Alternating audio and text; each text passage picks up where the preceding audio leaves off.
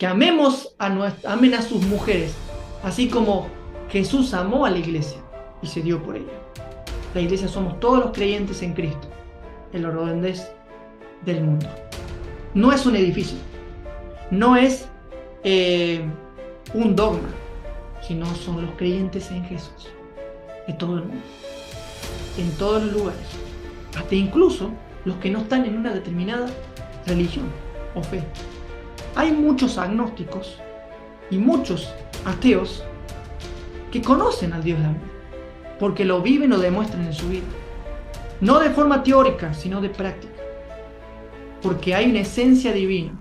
También Pablo nos dice en el discurso de Atenas, porque linaje suyo somos. En nuestro ADN está la esencia de Papito, está la esencia de Dios. Estamos muy contentos de estar aquí para poder compartir juntos un nuevo estudio.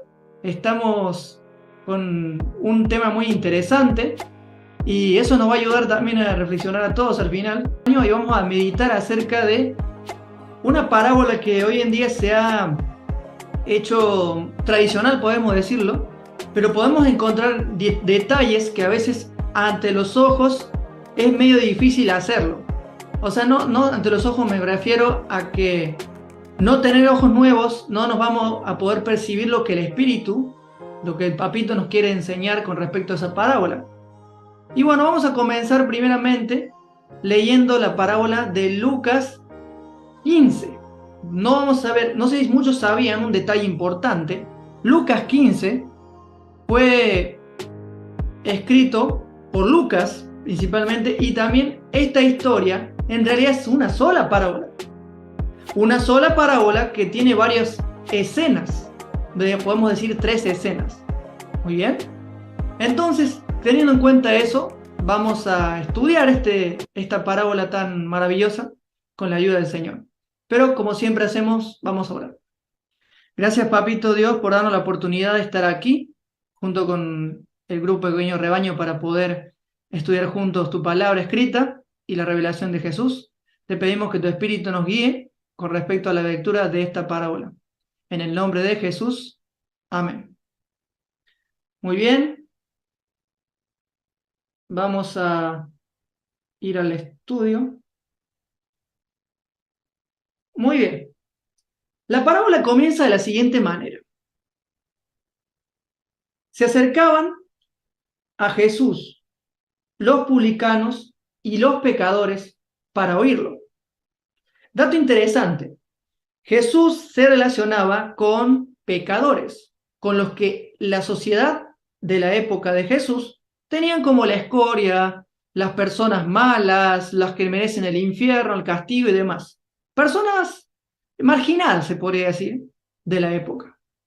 Pero Jesús tenía afinidad con ellos, tenía una afinidad muy personal, o quizá una afinidad directa, aunque muchos discrepan de que fuera así, pero incluso a Jesús se le decía también que era comilón y bebedor y amigo de pecadores. Un amigo de pecadores no es alguien que va de vez en cuando a hablar con ellos, no, la persona se relacionaba muy bien con este tipo de categoría, de personas que le ponían en esa época los judíos, sobre todo los fariseos y los religiosos de la época. Siguiendo con el texto.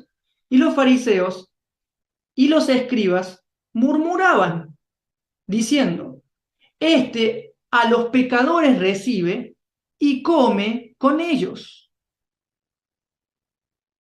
Qué intolerancia de este grupo de personas. Él decía que los pecadores recibía y comía con ellos. Pero lo interesante a destacar es que ese era el tipo de personas por los cuales vino Jesús. También en Lucas nos dice, en 19:10, de que el Hijo del Hombre vino a buscar y salvar lo que se había perdido. Este mundo estaba perdido y por esa razón es que llegó Jesús. Bien, sigamos.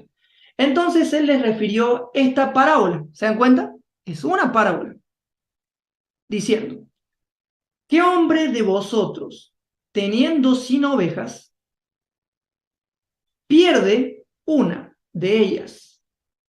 La palabra perder en griego es apolumi.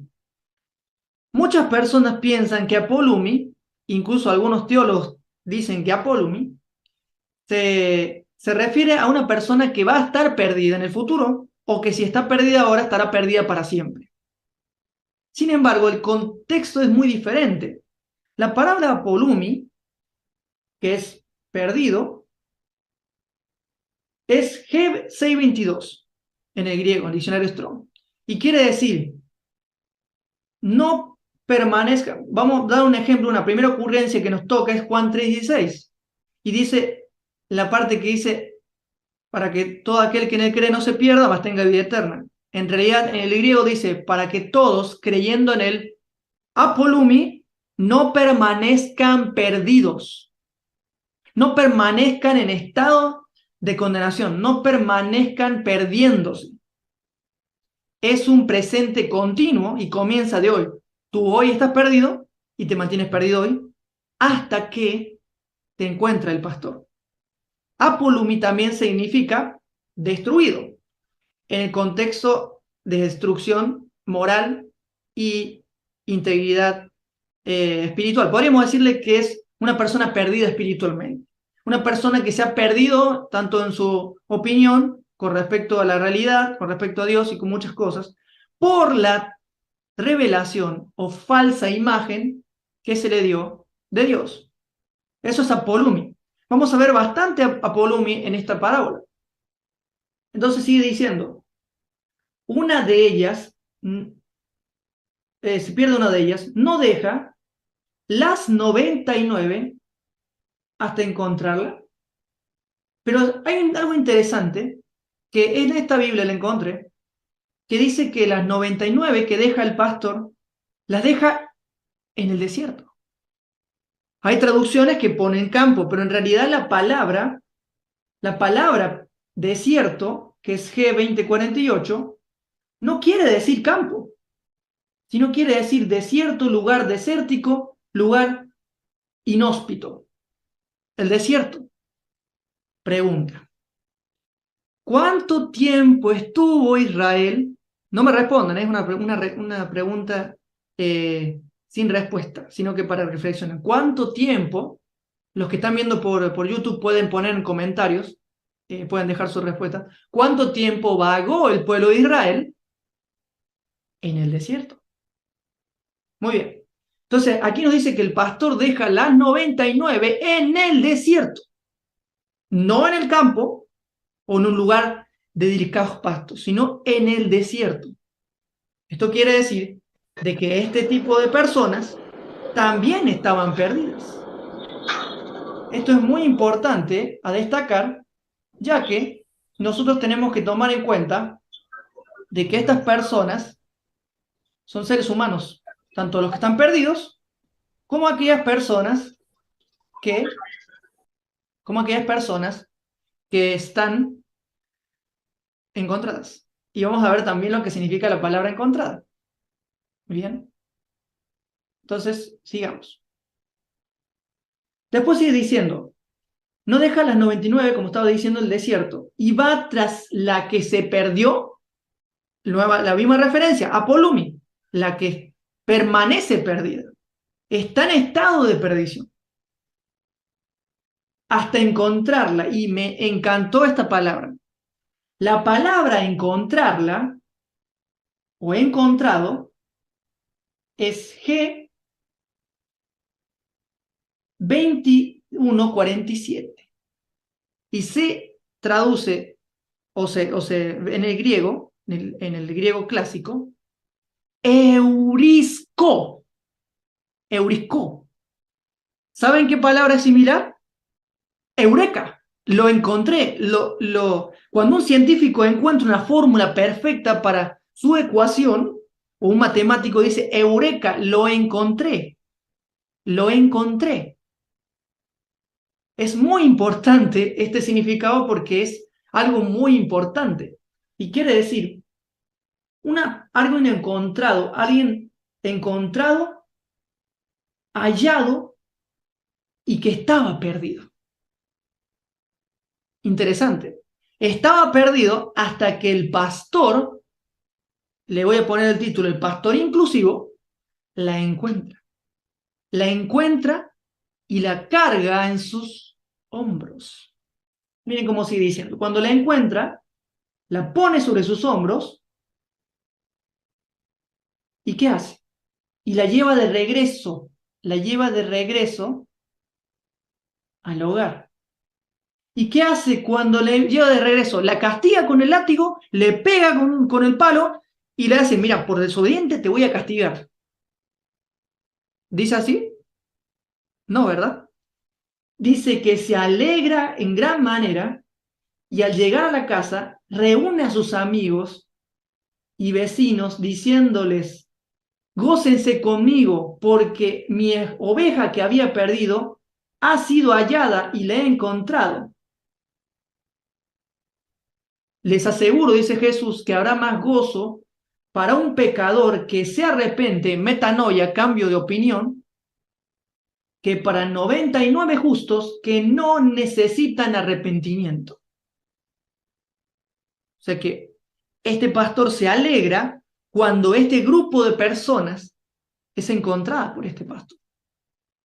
Entonces ahí nos damos cuenta de que este pastor no es un pastor exclusivo, sino un pastor inclusivo, que incluye, que atrae hacia ellos. También Jesús dijo que cuando Él fuera levantado de la tierra, a todos atraerá a sí mismo. Muy bien. Y lo más interesante que nos dice aquí es que es más gozoso, hay más alegría en el reino de los cielos cuando un pecador es eurisco, encontrado, que para 99 justos que se creen justo en realidad, que no necesitan arrepentimiento o que no quieren cambiar su manera de pensar. Hoy en día muchas personas están encasilladas en una cajita de un concepto llamado la verdad, o podemos decir la verdad absoluta. Pero fuera de esa cajita, que muchas veces lo meten a Dios en esa cajita, es que está un mar lleno de posibilidades, lleno de atributos, lleno de bondades, lleno de cosas extraordinarias, que es Dios. Dios no está en un frasco, Dios no está, le vuelvo a ilustrar, Dios no está en un frasco metido adentro como si fuera un genio, Dios no está en un libro, Dios está por encima de ello, porque Dios es superior a todo pensamiento y entendimiento humano. Entonces, la ovejita es encontrada. La ovejita es encontrada. ¿Y qué hace cuando es encontrada? La pregunta que les voy a hacer a todos aquí es, ¿la ovejita sabía que se había perdido o se perdió? La ovejita se perdió. Pero lo interesante también de que las cabras también se pierden. Entonces, ¿en qué quedamos? ¿Solamente las ovejas se pierden o también las cabras? Las cabras también se pueden perder. Entonces, ¿qué pasa? Cuando el pastor encuentra a la oveja, carga sobre sus hombros, es un símbolo de salvación. Es un símbolo de amor, de perdón, de amistad y de reconciliación. Estaban desligados y ahora han vuelto a unirse. De la misma manera, cuando un pecador entiende que su Dios es un papito y no un dictador, tirano y asesino de naciones. Cuando un ateo se da cuenta de que estaba luchando más que nada con la religión, creyendo que lo hacía con el Dios de la religión. Igual Dios no tenía en cuenta, incluso las blasfemias que puede haber proferido, los insultos que haya dicho, porque Dios estaba en Cristo reconciliando al mundo consigo, no tomando en cuenta los pecados del mundo. Porque Dios no tiene, es amor. Una cosa es tener amor y otra cosa diferente es la esencia, que en su esencia Él es amor. Bien, entonces teniendo en cuenta eso, podemos destacar tres cosas de esta escena de la parábola. Dios no tiene favoritos, para Él todos somos hijos.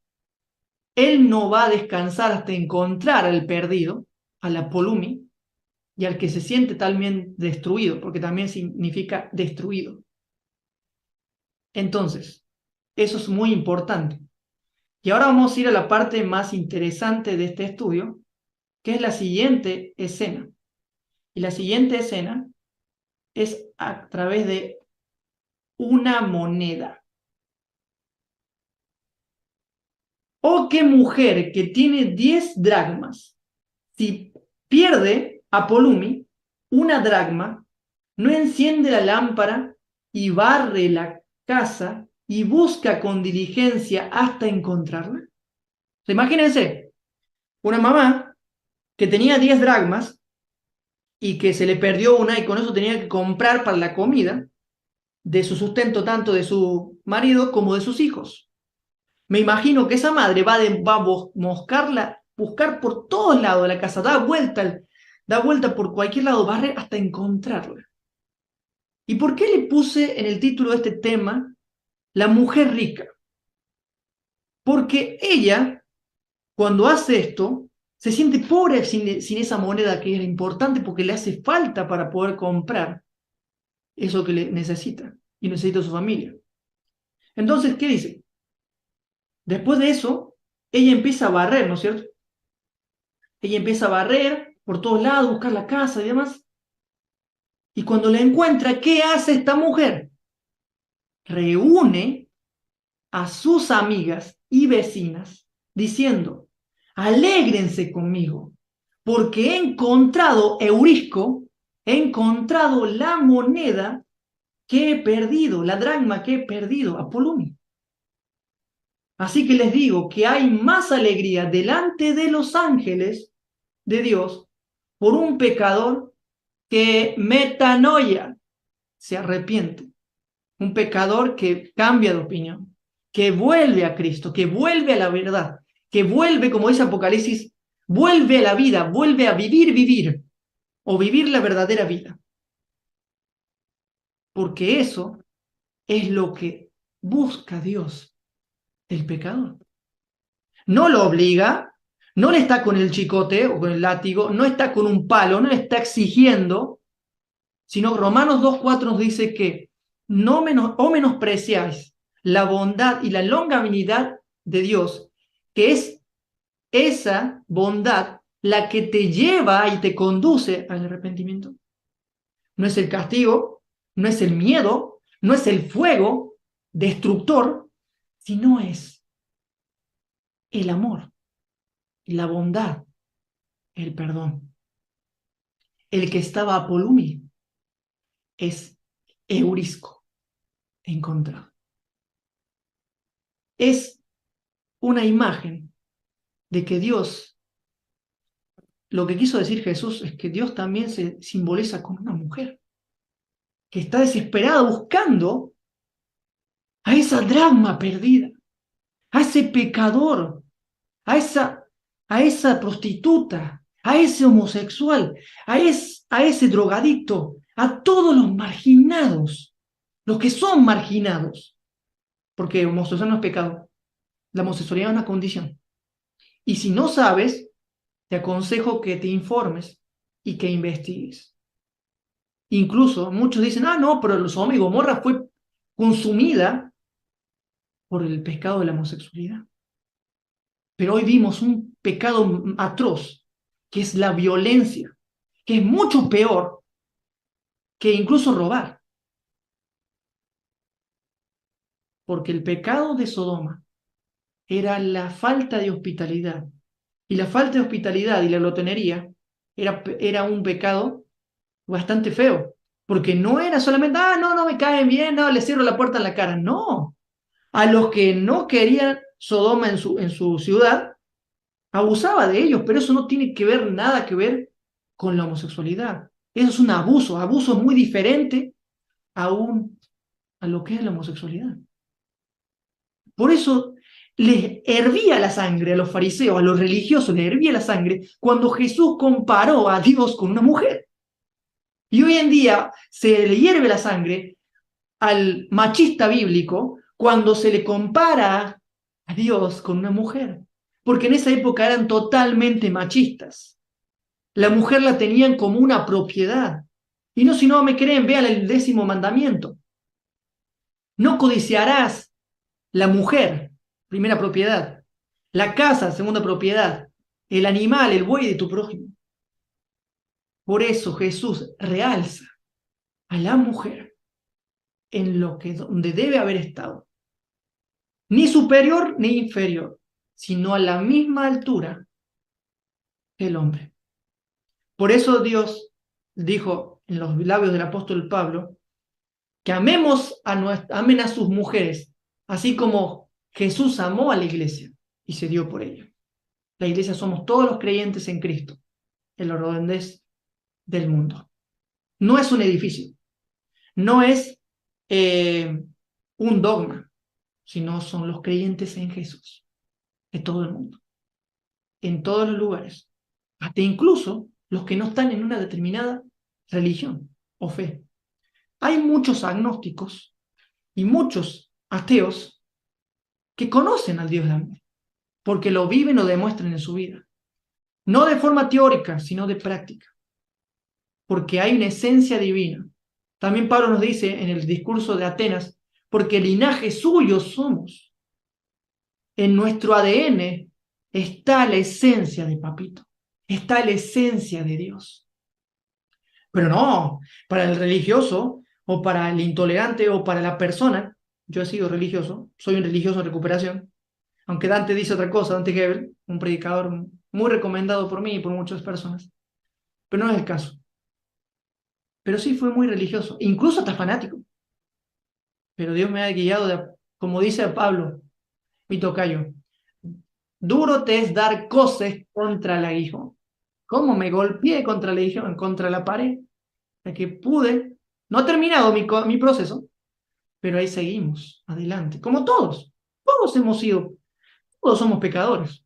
Dígame a alguno, y lo desafío en los comentarios que me pueda ver este video, que me diga que no ha pecado en esta semana, en algo que he hecho en esta semana. Y yo le digo, si me dice que es un mentiroso.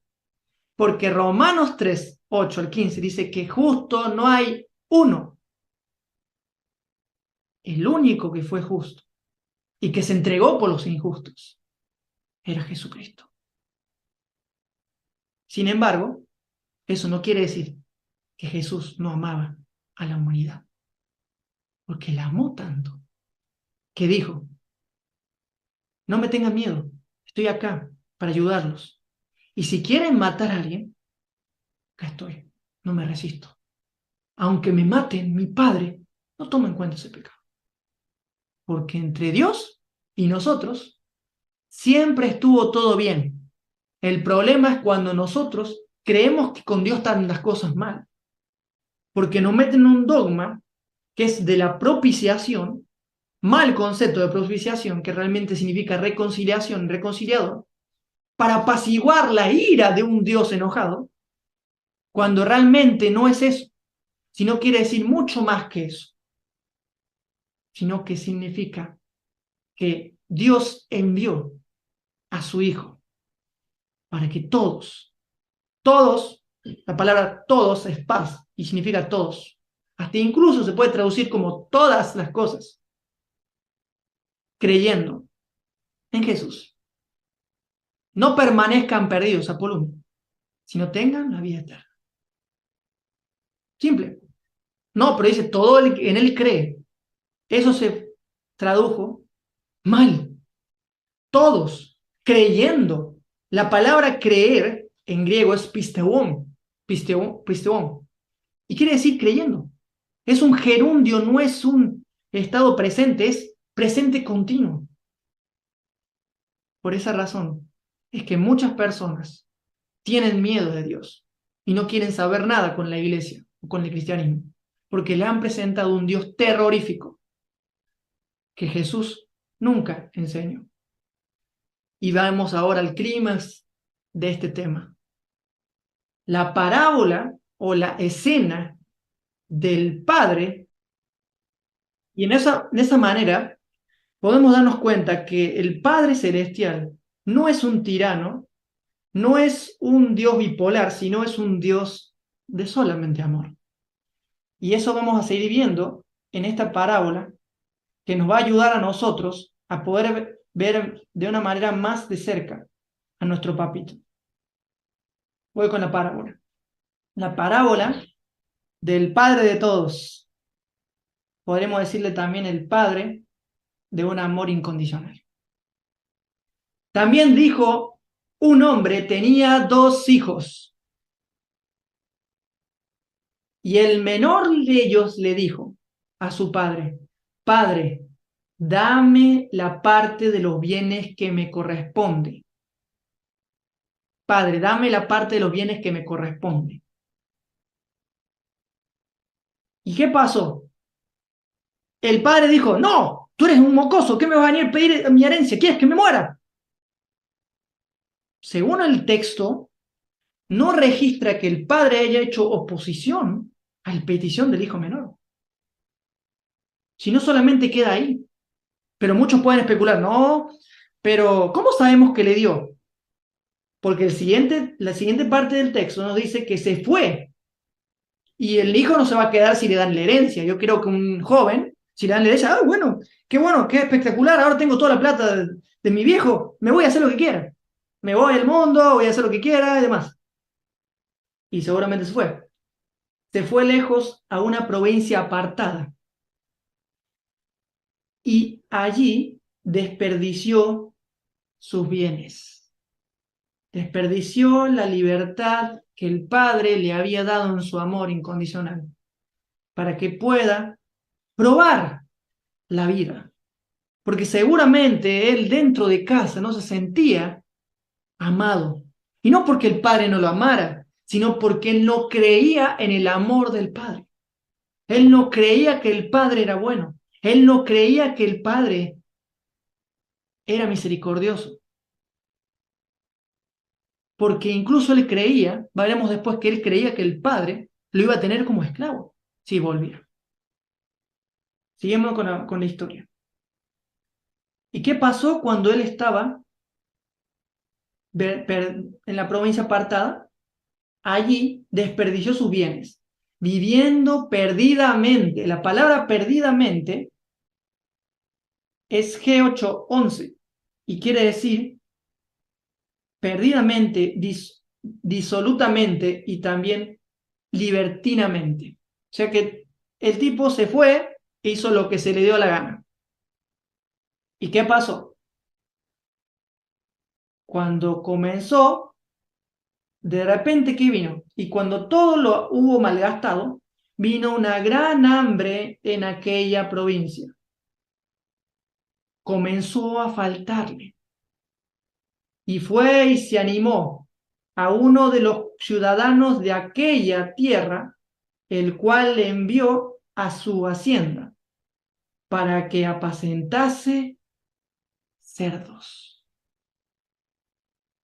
¿Cuántos de nosotros en nuestra experiencia nos hemos sentido como ese hijo? Llegar a tener tanto dinero, llegar a tener tanta reputación, llegar a tener un cierto puesto que me daba valía. Y en ese momento pierdes de un día para el otro todo y te vas donde están los cerdos. Pierdes tu identidad. Perdiste tu identidad de hijo del Eterno, de hijo de papá. ¿Y qué pasó cuando llegó a ese lugar? Pero ninguno de los cerdos le dejaba comer. Y también es su patrón, el acusador, lo tenía instigado ahí, en sus pecados, en su pecado. Y lo tenía viviendo en condenación. Porque seguramente estaba tan perdido que llegó al punto de confundir lo bueno con lo malo y lo malo con lo bueno. Y entonces el joven, en ese momento, ¿qué pasó? Entonces le pasa algo a este joven rebelde, pecador, incircunciso, como quieran llamarle, y cuando pasa este incidente, él llega a tomar una decisión. Y es lo que me llama la atención de esta parábola, que es cuando dice que estaba lejos, viviendo perdidamente, estaba con los cerdos, y quería las garrotas de los cerdos que comían los cerdos, pero nadie le daba. Y volviendo en sí, despertando, reaccionando, cayendo el velo, podemos decir. ¿Qué se dijo? ¿Cuántos jornaleros en casa de mi padre tienen abundancia de pan y yo aquí muriéndome de hambre? Estaba totalmente muerto de hambre. ¿Y qué pasó? Recapacitó.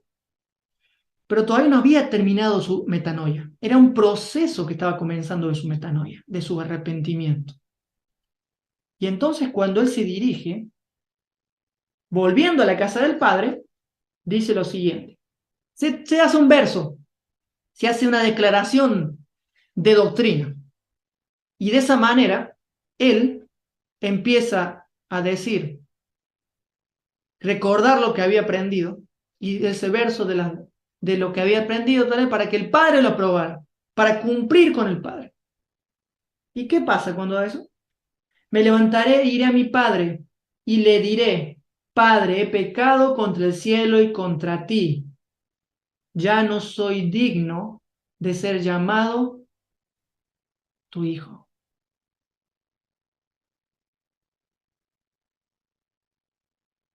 Ya no soy digno de ser llamado tu hijo. He caído tan bajo, he caído tan en la oscuridad,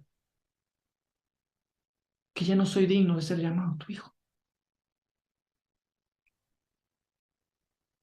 Y entonces, ¿cuántos de nosotros hemos llegado a ese punto de no sentirse dignos de ser llamados hijos de Dios? Creo que muchos, podría decir la mayoría. ¿Pero por qué? Porque lamentablemente en la religión nos presentan a un Dios terrorífico, nos presentan unas condiciones para poder mantenernos en la salvación, para poder mantenernos en regla. Pero eso no es otra cosa que máscaras, no es otra cosa que hipocresía, que actuación, de hacer rituales, de hacer requisitos.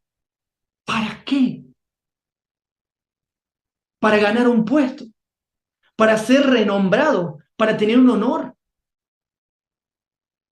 o para que solamente papá te pueda decir, te amo. Nunca pienses, hermano y hermana, amigo y amiga, que tienes que ganarte el favor del Padre. Porque el Padre te amó, te demostró su amor en su Hijo. Porque el Padre te amó, no porque empezó a amarte. El Padre les ama, le dijo Jesús. No el Padre empezó a amarlos. Pregunta. Si Jesús dijo que el Padre amaba y los amaba, ¿lo dijo cuándo? ¿Antes o después de la cruz? Porque muchas veces se enseña de que el Hijo tuvo que morir para que el Padre nos vuelva a amar. Porque el Hijo tenía que ser sacrificado para aplacar la ira del Dios enojado. Eso es una blasfemia. Eso es una verdadera blasfemia. Decir que tenemos que hacer algo, obras, para que el Padre nos ame. Si es el Padre de todos, que está en todos y vive en todos. Efesios 4:6. Que Él no toma en cuenta los pecados, que Él hace llover sobre malos y buenos, sobre justos e injustos, malos y buenos. Mateo 5:47. Y Lucas 6 nos dice algo muy diferente. No dice sean perfectos, sean misericordiosos, como vuestro Padre que está en los cielos es misericordioso. La palabra misericordia viene de dos palabras, una palabra compuesta por dos. Miseri, de miseria, y cordia, de cordial. La persona misericordiosa es la persona que ante la miseria humana es cordial o es bondadosa. Y eso no es un Dios airado, sino es un papito. Y el chico se prendió el verso, Padre, pecado contra el cielo, contra ti. Padre, pecado contra el cielo, contra ti. Y se lo hacía de memoria. Padre, pecado contra el cielo, contra ti. Y hasta que llegó hasta donde estaba el padre, la pregunta, vamos a leer ahora, la ración del padre. Vamos a ver la ración del padre primero. Padre, pecado contra el cielo y contra ti, no soy digno de ser llamado tu hijo. Pero el padre, ¿y qué pasó? Viéndolo de lejos, corrió a sus brazos y se colgó de su cuello y lo llenó de abrazos y besos.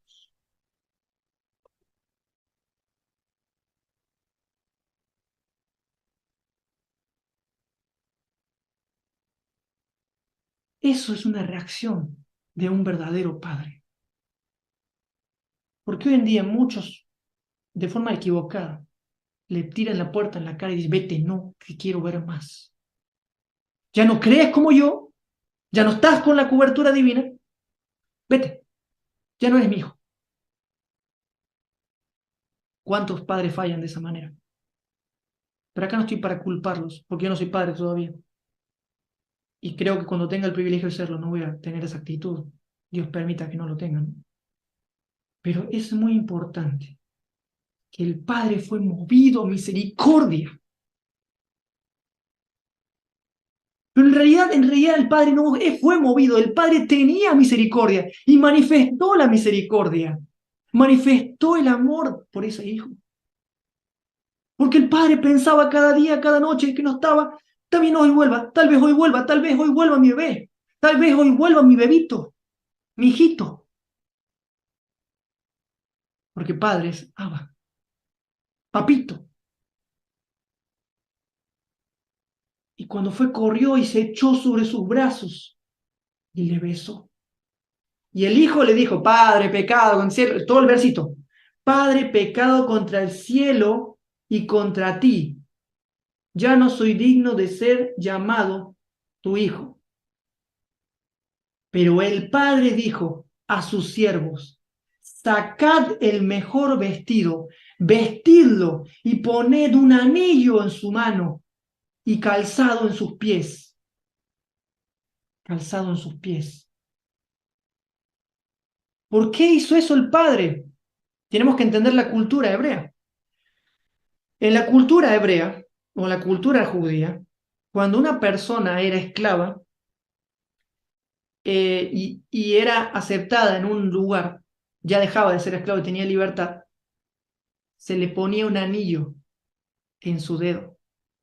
Eso quiere decir que este hijo era esclavo del pecado, esclavo de Satanás, pero fue vencido Satanás y fue libertado de las garras del maligno.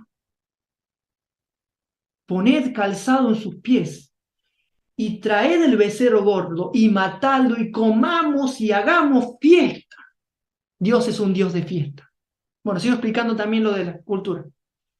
Y cuando este esclavo llegaba a ser libre, se le ponía, en la familia que lleva, si es que lo adopta una familia, le ponían un vestido y un calzado, dando a entender que ya no era esclavo, sino que era libre. Romanos 8.1 dice, ahora no hay ninguna condenación para los que creen en Cristo, porque han pasado de muerte a vida. Juan 3:18, 19. No hay ninguna condenación, amigo y amiga, no hay ninguna condenación para los que están unidos a Cristo Jesús. ¿Y cómo hemos sido unidos? Efesios 2:4-6 nos dice, cuando estamos muertos en nuestros delitos y pecados, Dios nos dio vida. ¿Cuándo? En el juicio final, en el día final, Cuando levantó de los muertos a Jesús, por gracia habéis sido salvados, y nos levantó con él y nos sentó en los lugares celestiales. Por gracia habéis sido salvados. Efesios 2, 4 y 6. Es muy importante. Estos son buenas noticias, hermano y hermana. Estos son buenas noticias, amigo y amiga. Porque el Padre te ama. Te ha extendido su misericordia. Y en realidad no extendió, sino que sobreabundó su misericordia. Pero ¿qué pasa cuando el hermano mayor llega a la casa? Miren, hagamos fiesta. Pero ¿por qué querían hacer fiesta? Vos les voy a aclarar eso. Porque mi hijo estaba muerto y has revivido. Estaba perdido, Apolumi, y ha sido encontrado. Eurisco, Eureka, lo encontré. Y empezaron a regocijarse. Y empezaron a regocijarse. Y su hijo mayor estaba en el campo. Y cuando vino y llegó cerca de la casa, oyó la música y las danzas. Acá entran los hermanos mayores, o los policías del pensamiento ajeno, o la conducta ajena. También le digo policías espirituales. Yo he sido uno, no me jacto por no serlo, pero yo he sido mucho tiempo un policía de mis hermanos, en pensamiento ajeno y demás. ¿Y qué pasó cuando vio la música? Se alegró, entró en la fiesta y se alegró que su hermanito volvió y le abrazó y lo besó y dijo, qué bueno que volviste. ¿Hizo eso? Cuando oyó la música,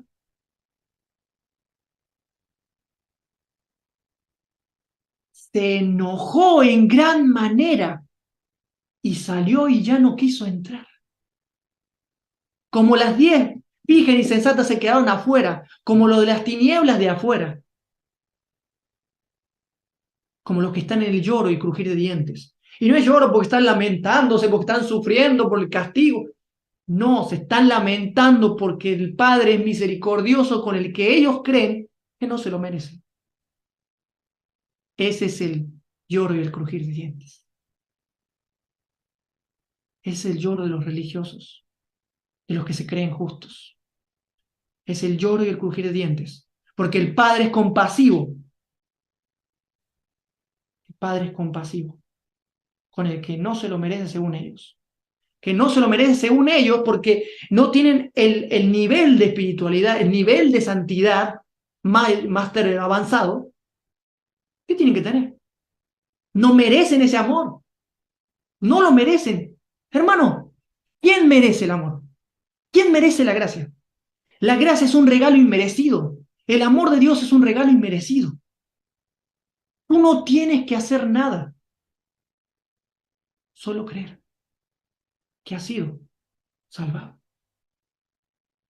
Y entonces el hermano mayor se queja con el padre.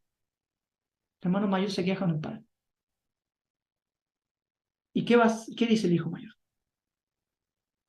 Cuando salió, al haber, le preguntó lo primero, le pregunta al siervo, ni siquiera va a hablar con el padre, va a hablar con un siervo del padre, con un servidor del padre. Tu hermano, dice, ¿qué es lo que está pasando? Tu hermano ha venido y tu padre ha hecho matar el becerro gordo por haberlo recibido bueno y sano. Y entonces se enojó y no quería entrar. Salió por la puerta de atrás. Su padre salió por detrás de él. El padre no va a descansar hasta que vuelva el hermano mayor. Y le rogaba que entrase. Mas él respondiendo dijo al padre, he aquí, ¿qué dice? ¿Cuántos años te he servido y ni siquiera me has dado, nunca te he desobedecido, y ni siquiera me has dado un corderito para comer con mis amigos? Ni siquiera comer con el padre, sino con sus amigos. No los amigos de la familia, sino sus amigos. Exactamente muy diferente a lo que presenta la religión. Exactamente muy diferente a lo que presentan los fariseos. Y el padre responde, ni un cabrito para acosarme con mis amigos. Pero cuando vino tu hijo, no era su hermano. No era su hermano. No era su hermano. Era un bastardo, en otras palabras. No era su hermano.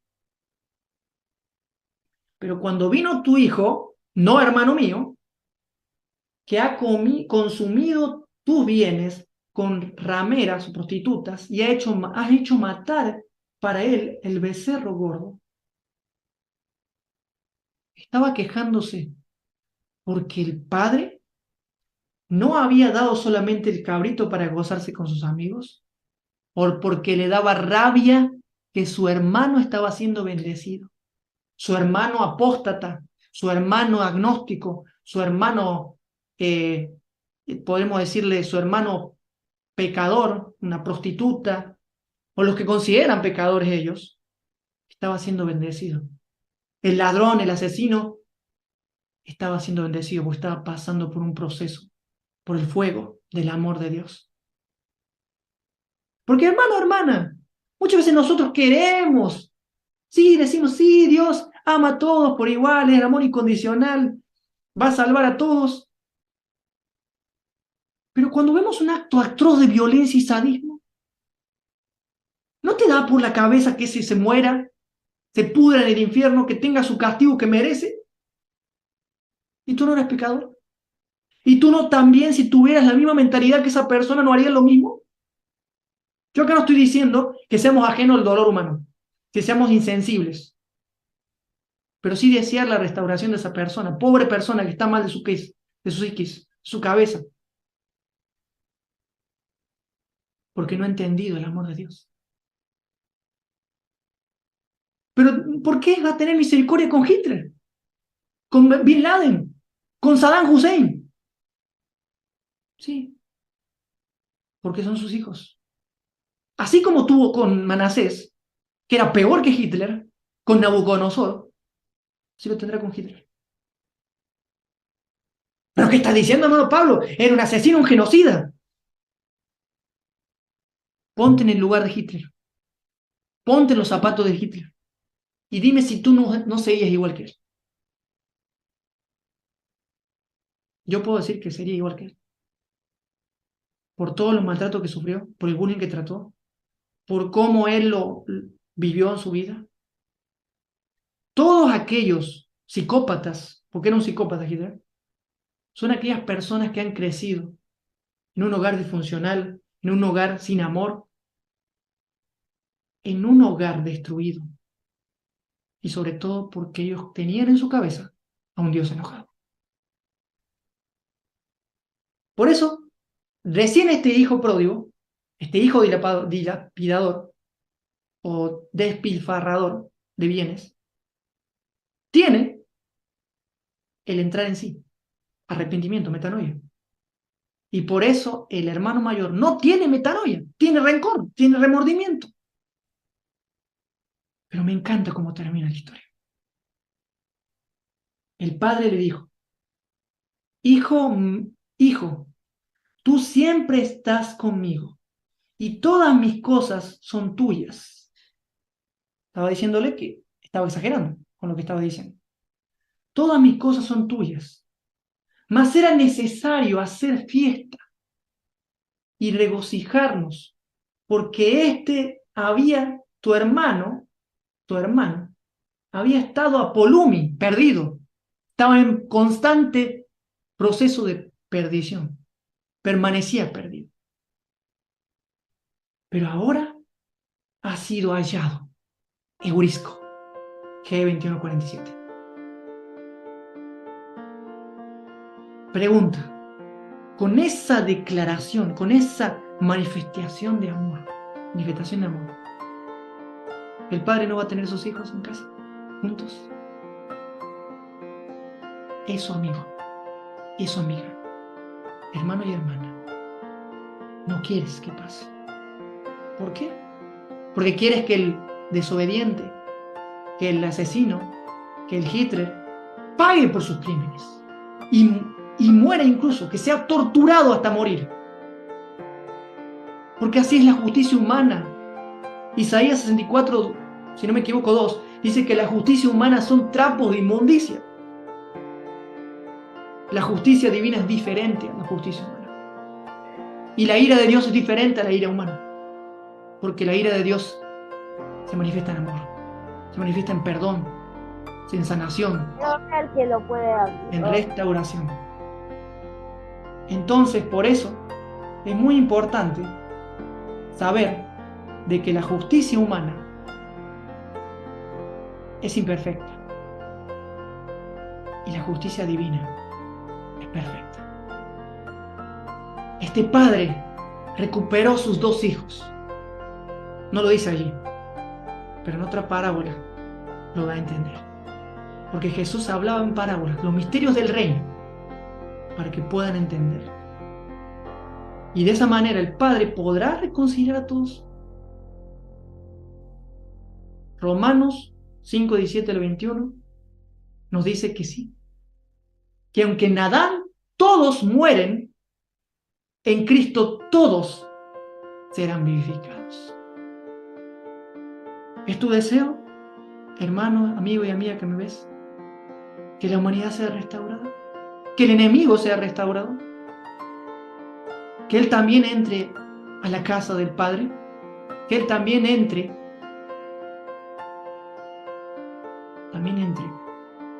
con Papito. Es un deseo que tiene que salir del corazón y por medio del Espíritu. Pero recuerda, si estás perdido, Apolumi, serás Eurisco encontrado. Gloria a Dios por eso.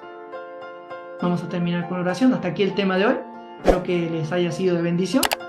Y déjanos en los comentarios qué te ha parecido, si te gustan este tipo de temáticas, para que podamos seguir haciéndolo para llevar el Evangelio de buenas noticias a todos.